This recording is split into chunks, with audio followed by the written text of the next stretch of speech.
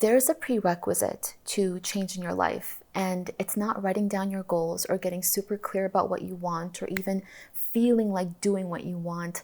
None of those can even begin to happen sustainably if you don't do this first, and that is build capacity. What does this mean? You will not implement a change that hasn't been introduced to you in a way you know how to receive. It's like being pressured to date someone when you're not even in the market. You might acknowledge the potential of the relationship, but if you're not ready or interested, that opportunity will feel misplaced and overwhelming. And changing a behavior is the same exact thing. Even if that change is something that you desperately want, that is still not enough for you to warm up to it. And we see this happening all the time. Everybody wants to heal, but who is truly prepared to give up what makes them sick? I hate my relationship, but I'm afraid of being alone. I hate my job, but I can't start over. I hate how I look, but I'm embarrassed to go work out. I hate all these patterns that keep repeating themselves, but they're all I know. And after years of wanting, but not building the capacity for change, aspiring for better starts to become more painful than remaining where we are now.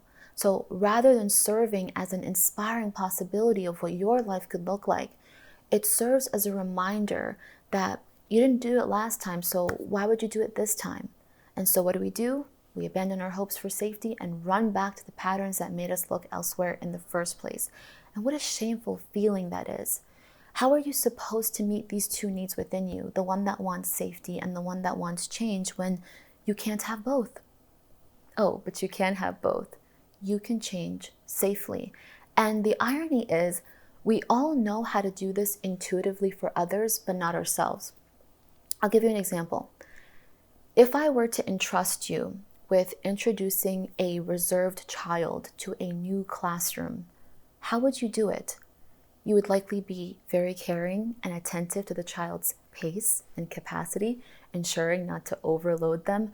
You would introduce them to this new environment, gradually allowing them to be comfortable and confident in their own time, while also encouraging them to leave their comfort zone. You know that any other way would be a shock to their system. That's how new behaviors and lifestyle changes should be introduced, with consideration and with empathy for your capacity. And most of us were not taught how to regulate ourselves or even respect our process.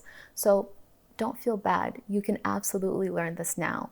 And you can start by asking yourself, what conditions, influences, or responses create safety for me?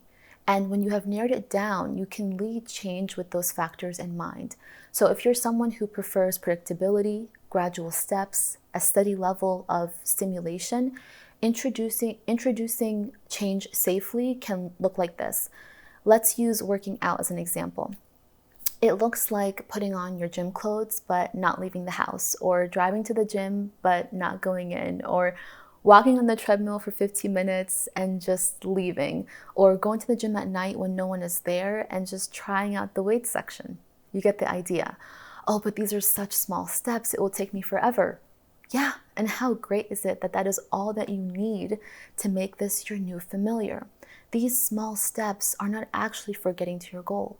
They are for expanding your capacity, honoring your pace, and physically engaging with the environment that you only imagined yourself in until now. You have a large capacity for the life that you are currently living, and that's why you can take so much unhappiness and still go back for more.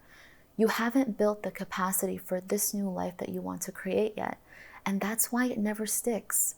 It's too much all at once. And I know that you can do more, but what you might not know is that you don't really have the capacity to do this consistently and for a long time without it burning you out.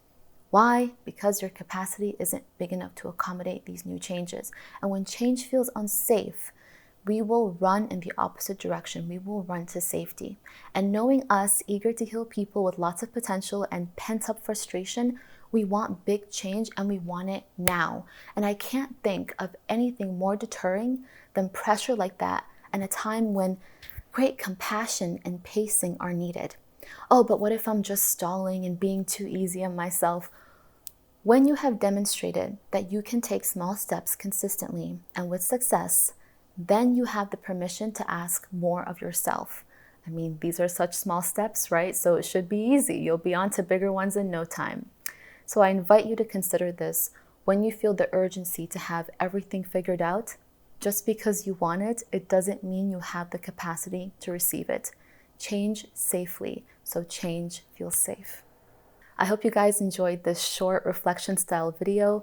Please let me know if you want more of these. I'm thinking about including these in between the longer form deep dive videos, just to kind of have more videos on the channel. So let me know what you think of that idea, and I will see you in the next video on nervous system regulation. The series will continue. Thank you so much for watching and have a wonderful rest of your week.